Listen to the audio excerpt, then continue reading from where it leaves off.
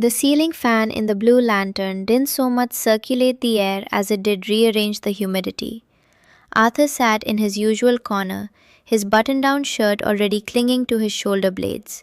In Cincinnati, this kind of heat would be a weather emergency. Here, in this pocket of Cebu, it was just the Tuesday afternoon ambience. He wiped a bead of sweat from his temple and looked at the door, waiting for the shift change. He wasn't like the others, the loud, red faced men in sleeveless shirts who barked for buckets of San Miguel and treated the waitresses like arcade games. Arthur prided himself on his patience. He was the quiet one, the one who listened, the one who noticed that Elena's shoes were scuffed at the heels and that she looked 5 pounds lighter than she had when he arrived 3 weeks ago. When the bell above the door chimed, Elena walked in. She looked exhausted, her hair pulled back in a tight, severe bun that seemed to pull at the corners of her eyes. She didn't see him at first. She went straight to the back, tied a stained black apron over her jeans, and shared a brief, whispered exchange with the bartender, a man named Rico who watched the room with the flat, unblinking eyes of a shark. Arthur felt a familiar tug in his chest, a mixture of pity and a burgeoning sense of purpose. He reached into his pocket and touched the anchor of his current reality, a crumpled, beer-stained receipt from a week ago. On the back, in faint pencil, Elena had written her phone number and the words, "You are a kind man." He carried it like a talisman. It was proof that he wasn't just another walking ATM. He was a person of interest. She made her way to his table, a tray balanced on her hip. As she approached, the weary mask vanished, replaced by a smile that seemed to illuminate the dim, tobacco-stained room. "Arthur," she said, her voice a soft lilt that made his name sound like a title. "You are early today. I did not expect you until the sun was lower." "Couldn't stay away," Arthur said, offering a practiced, gentle smile. "You look tired, Elena. Did you get any sleep after the double shift?" She sighed, a small theatrical sound that she caught with a hand over her mouth. She pulled out the chair opposite him and sat for a moment, a violation of the bar's rules that signaled their special status. "My mother's fever returned. I was at the pharmacy until 3 in the morning. Then the jeepney broke down on the way to the market." She looked down at her hands, her fingers nervously picking at a loose thread on her apron. "It is a lot sometimes, but I am lucky to have work." Arthur leaned in. This was the moment he lived for, the invitation to be the stabilizer in her chaotic world. Back in Ohio, Arthur was a retired logistics manager whose children called once a month to talk about their lawns. Here, he was a protagonist. He was the man who could make the fever go away with the equivalent of a steak dinner back home. "How much was the medicine?" he asked, his voice dropping to a conspiratorial whisper. "Oh, Arthur, no. I did not tell you because I want help," she said, her eyes widening with just enough practiced protest. She reached across the table and briefly touched the back of his hand. Her skin was cool despite the heat.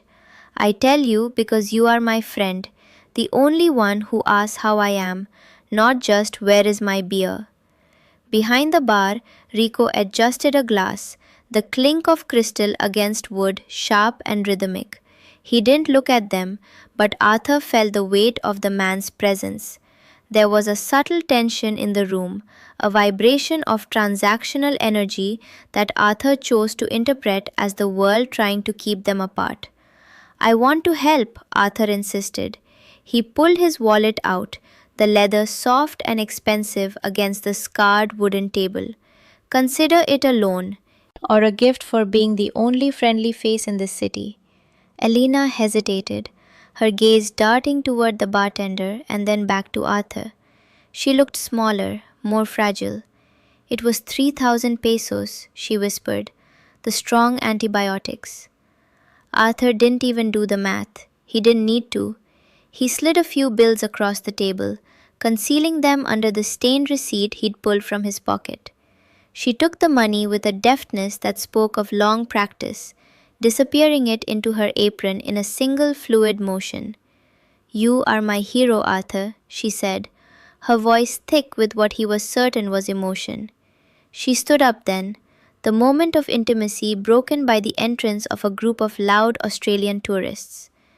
As she walked away to take their order, her posture seemed to straighten, the exhaustion vanishing from her gait. Arthur watched her go, a sense of profound satisfaction settling over him. He felt seen. He felt necessary. He didn't notice that Rico, the bartender, was already marking something down in a small ledger beneath the counter.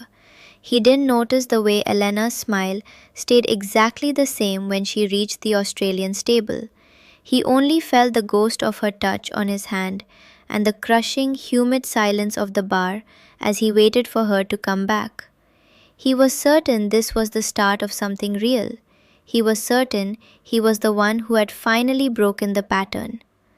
The air in the Blue Lantern felt heavier 3 days later, thick with the smell of floor wax and stale cigarette smoke.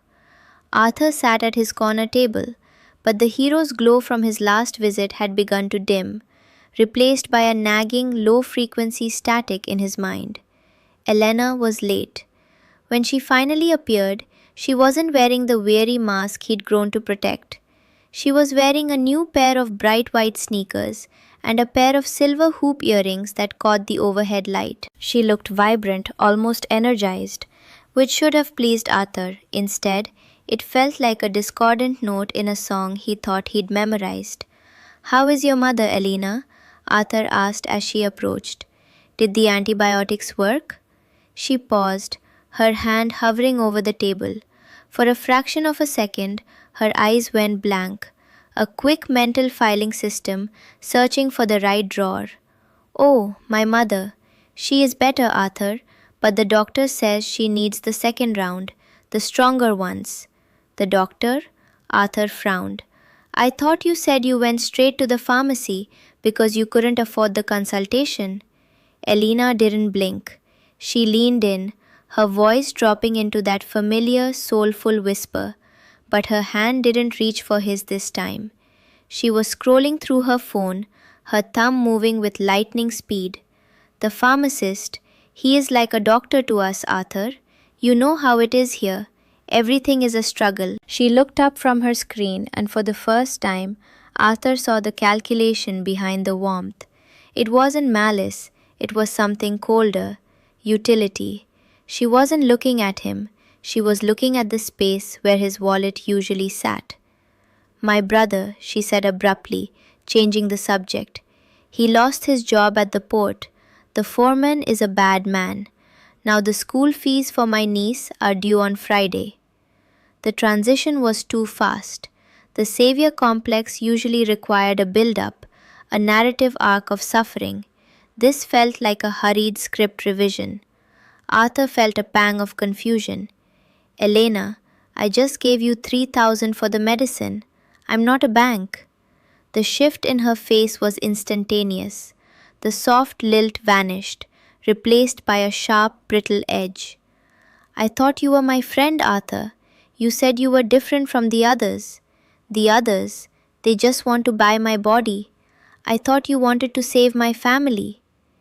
It was a masterclass in emotional leverage. She wasn't asking, she was accusing him of failing the character he had spent weeks building. Behind the bar, Rico let out a short, dry laugh as he polished a glass. He caught Arthur's eye and gave a slow, deliberate nod. Not of respect, but of recognition. It was the look one professional gives another when the mark is finally beginning to squirm.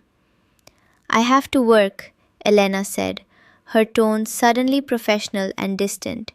She stood up before Arthur could respond, leaving him alone with a lukewarm beer and a growing sense of vertigo. As she walked toward a table of newcomers, Arthur watched her reflection in the beer-stained mirror behind the bar. He saw her pull the phone from her apron, her face illuminated by the blue light of the screen. She was smiling, a genuine, private smile, as her thumbs flew across the glass. Then, as she reached the new customers, the phone vanished, The work smile snapped back into place, and she began the routine all over again. Arthur looked down at the stained receipt in his hand. The words, "You are a kind man," now looked less like a confession and more like a job description. The illusion wasn't shattering yet, but the first hairline fractures were snaking across the glass, and for the first time, the humidity felt less like an embrace and more like a weight.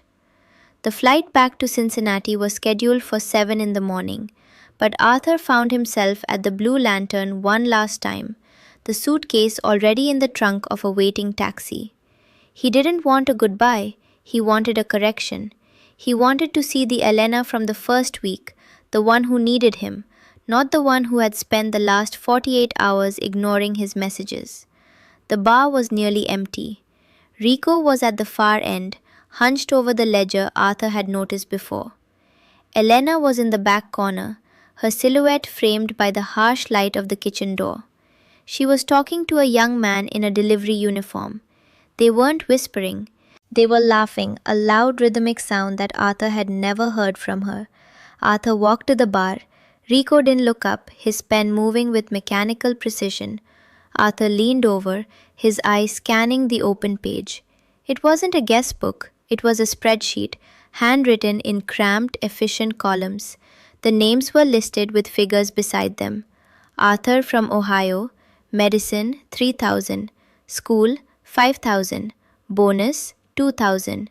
Graham from Perth, roof 10,000, hospital 15,000. Derek from London, laptop 8,000. Next to each name was a percentage breakdown, 60, 40. The air in Arthur's lungs felt like lead. It wasn't the theft that stung, it was the taxonomy. He wasn't a friend, a hero, or a kind man. He was a line item in a regional development fund he hadn't known he was financing. Elena walked toward the bar, her laughter dying the moment she saw him. The transition wasn't the slow, graceful mask fitting of the previous weeks. It was a toggle switch. The work smile clicked into place, but it was crooked, wary of the effort. "Arthur," she said, her voice a flat imitation of the lilt.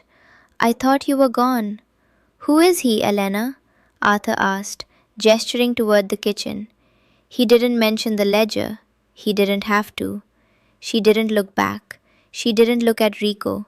She looked at Arthur's hands, which were trembling slightly on the bar. "He is my cousin," she said, the lie delivered with the bored efficiency of a flight safety demonstration. "He came to tell me my mother is sleeping." "The money, Elena. The medicine. I saw the shoes. I saw the earrings." She sighed, and for the first time, the sound wasn't theatrical. It was the sigh of an employee at the end of a very long shift. She leaned over the bar, her face inches from his, and the coldness in her eyes was more honest than any touch she'd ever given him. "You wanted to be the hero, Arthur," she whispered, her voice stripped of its music. "You didn't ask if I needed medicine. You asked how much it cost. You wanted to feel big, so I made myself small. That is the deal."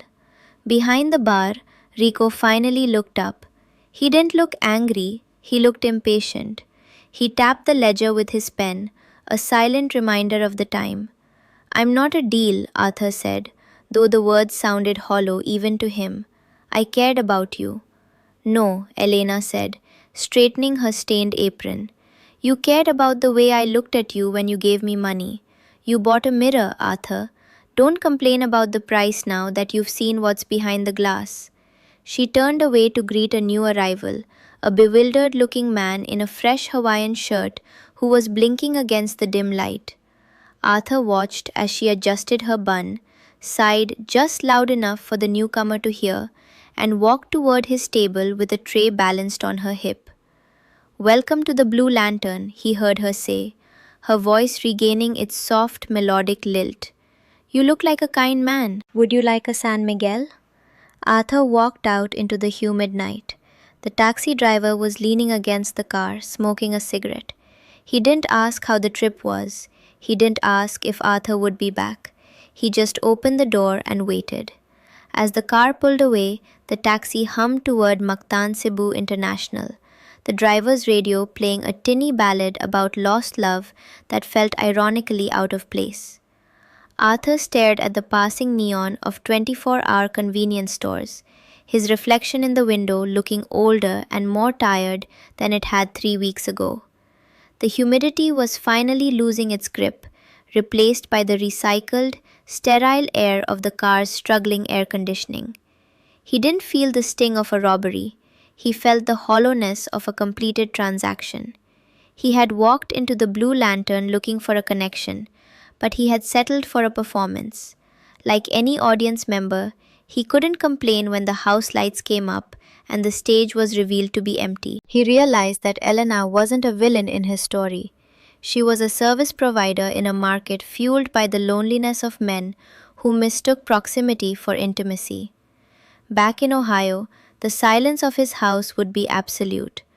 No one would ask about his day with that practiced melodic lilt. He would be just another retiree at the grocery store, a man whose name no one bothered to write on the back of a receipt.